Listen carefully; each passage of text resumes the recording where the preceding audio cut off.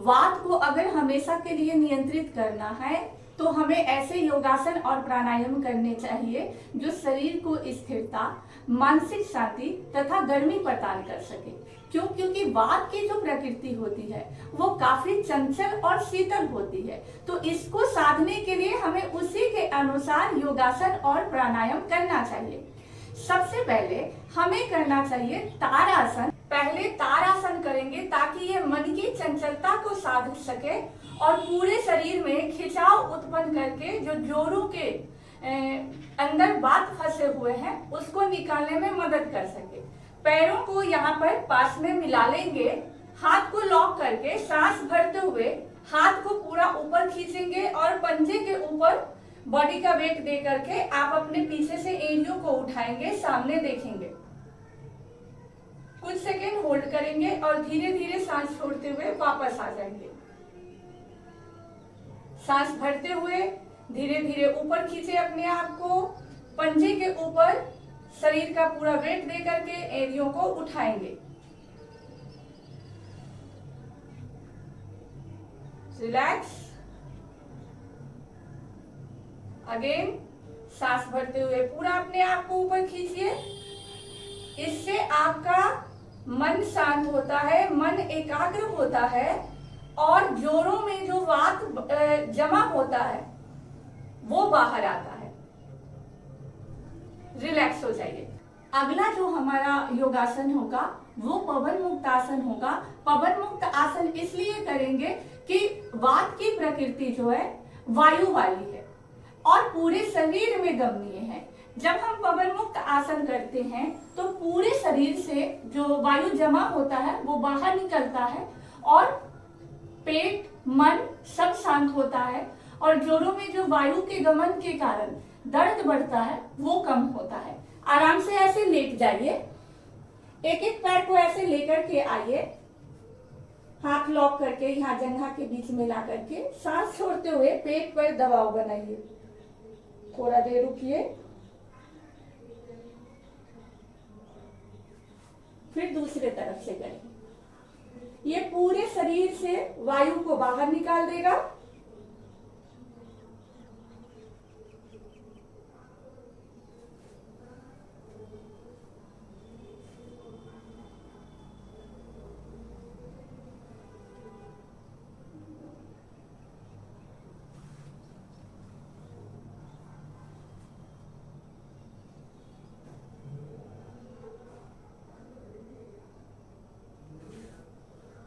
इसके बाद जब एक एक पैर से कर लेंगे तो दोनों पैरों से एक साथ करने का प्रयास करेंगे।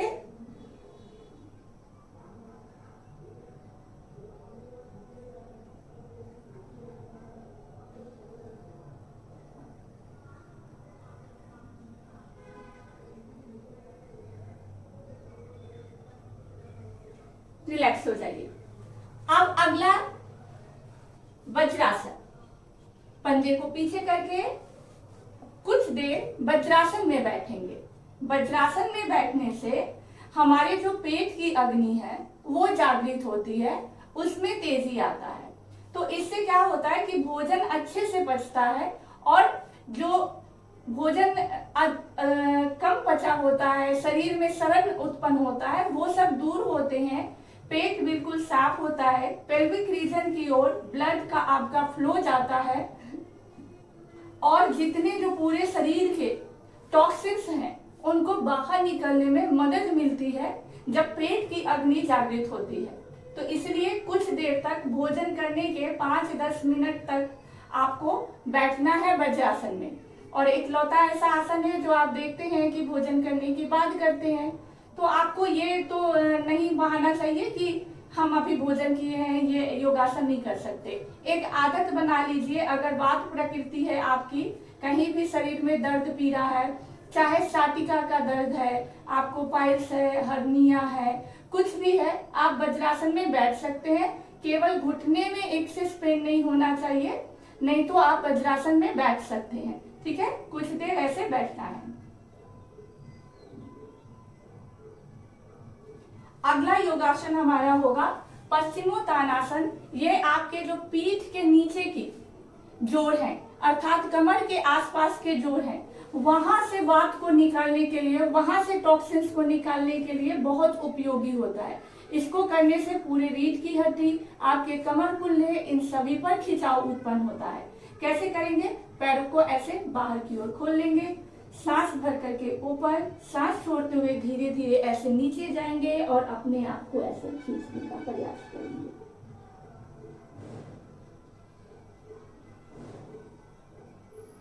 रिलैक्स।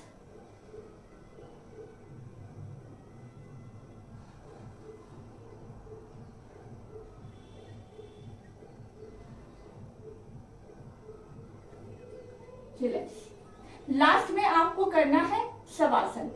शवासन इसलिए करना है कि मन मस्तिष्क जो अशांत होता है, अनिद्रा की समस्या होती है, बेचैनी की समस्या होती है, उन सब का निदान शवासन में है, अगर आप शवासन को अच्छे तरीके से कर लेते हैं। कैसे करेंगे? आराम से ऐसे लेट जाइए, पूरे शरीर को आपको ढीला छोड़ देना है, कहीं भी तनाव नहीं रहना चाहिए शरीर में।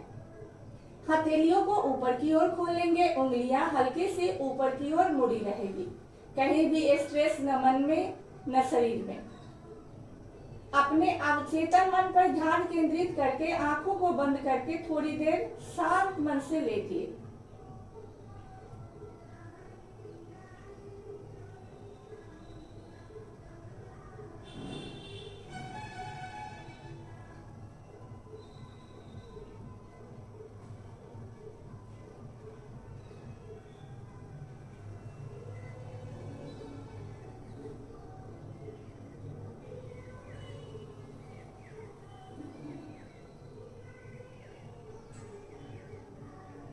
धीरे धीरे अपनी चेतना में वापस आइए। अपने हाथ पैर इन सभी को थोड़ा सा हिलाइए डुलाइए और साइड करवट होते हुए उठ करके बैठ जाइए। ठीक है, कभी भी एकाएक नहीं उठना है, पहले हाथ पैर को हिलाना है। इस शवासन में भी आपको 5 से 10 मिनट जरूर लेटना है। जो अनिद्रा की समस्या होती है वो तुरंत दूर होते हैं, जो अनावश्यक चिंता तनाव होते हैं वो दूर होते हैं। जब आप प्रैक्टिस करेंगे तो पाएंगे कि वाकई ये सारे अभ्यास जो हैं वो काम करते हैं। अब वात को नियंत्रित करने वाले प्राणायाम करेंगे। आप सभी को पता है कि वात की प्रकृति क्या है, ठंडक वाली है। तो ऐसे प्राणायाम करेंगे जो वात को बैलेंस करे और शरीर को हल्का सा गर्माहट पैदा करे, और मन जो अशांत हो जाता है, क्योंकि वात की प्रकृति चंचल है, गमनीय है, तो मन को शांत करने वाले प्राणायाम करेंगे। सबसे पहले अनुलोम विलोम करें, क्योंकि ये जो आपकी 72,000 नस नाड़ियां हैं उसका शुद्धिकरण करती है, शरीर से टॉक्सिन्स को बाहर निकालने में मदद करती है। ठीक है, आराम से ऐसे बैठे, दाहिने हाथ से नासिका मुद्रा बना लीजिए, दाहिने नाक को बंद करें अंगूठे से, लंबी गहरी सांस भरिए और उतनी ही लंबी गहरी छोड़िए।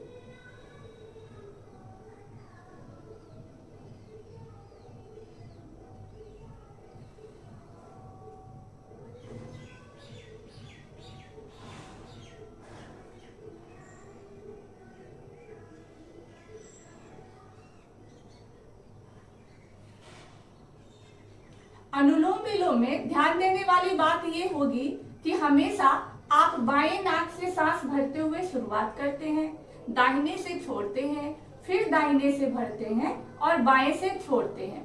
तो ये हमारा एक चक्र कंप्लीट होता है। जब तक आप बाएं से छोड़ते नहीं है फिर से, तो चक्र आपका कंप्लीट नहीं होता है। बीच में कभी भी ऐसे नहीं छोड़ना है आपको। शुरुआती लेवल पर जो हमारा नाड़ी शोधन प्राणायाम है, जिसे आप लोग अनुलोम विलोम के नाम से जानते हैं, इसमें आपको बराबर मात्रा में सांस को भरना है और बराबर मात्रा में छोड़ना है। अर्थात 5 की काउंटिंग तक आप सांस भरें तो 5 की काउंटिंग तक ही आपको छोड़ना है। इस चीज का ध्यान देंगे, फिर धीरे धीरे इसमें आगे बढ़ा जाता है। अगला जो प्राणायाम है वो है भ्रामरी प्राणायाम, जो कि एक गूंज के जरिए आपके मन मस्तिष्क को बिल्कुल शांत कर देता है और मन जो अशांत होते हैं, अनिद्रा, बेचैनी होती है, चिंता, तनाव, इन सबको आपको दूर कर देता है। कैसे करेंगे? अंगूठे से ऐसे कान को बंद करके 3 उंगलियां यहाँ आंखों पर, एक एक आईब्रो पर लगाइए, लंबी गहरी सांस भरिए और गले से गुंजन करिए।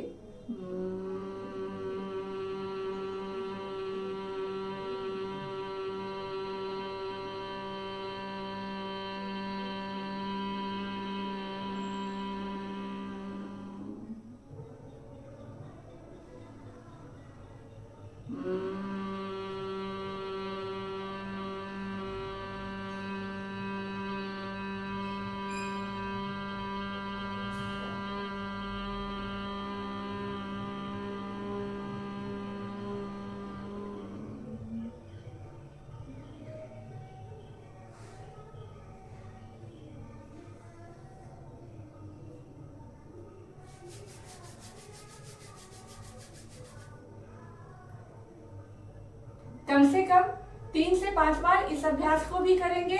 उसके बाद एक लास्ट अभ्यास बता देती हूँ, वो है हमारा सूर्य भेदन प्राणायाम। किस लिए? क्योंकि सूर्य भेदन प्राणायाम जब आप करते हैं तो शरीर में एक गर्माहट हल्की सी उत्पन्न होती है, जिससे जो बात की प्रकृति ठंडक वाली होती है, दर्द पीड़ा आपके बढ़ते हैं, जब बात बढ़ता है उससे आपको मुक्ति मिल सके। लेकिन जिनको हाई बीपी की समस्या है वो देखेंगे कि ध्यान से करेंगे, या बहुत अधिक गर्मी है आपके आसपास तो ना करें, या हाई बीपी की समस्या है तो इस प्राणायाम को आप स्किप कर देंगे, क्योंकि इससे शरीर में थोड़ा सा गर्माहट पैदा हो सकता है। कैसे करेंगे? सूर्य भेदन प्राणायाम के लिए हमारा दाहिने नाक का यूज करेंगे सांस को भरने में, और बाएं नाक का यूज करेंगे सांस को छोड़ने में। हमेशा दाहिने से भरेंगे, बाएं से छोड़ेंगे, दाहिने से भरेंगे, बाएं से छोड़ेंगे। याद रखने के लिए सूर्य नाड़ी जो है हमारी वो दाहिने साइड है, और सूर्य जो है वो ताकतवर होता है। उसी तरह हमारा दाहिना अंग ज्यादा ताकतवर होता है। आप देखते हैं दाहिने हाथ से काम ज्यादा होता है या पैर ज्यादा स्ट्रॉन्ग होते हैं, तो इस तरह से आप याद रख सकते हैं। इतना करें। इसके साथ साथ खान पान का भी ध्यान रखिए। अगर आप लोगों को खान पान की भी वीडियो चाहिए तो बताएंगे, मैं बाद में क्या खाना है क्या नहीं खाना है उस पर भी आपको गाइड कर सकती हूँ। राधे राधे, जय श्री कृष्णा।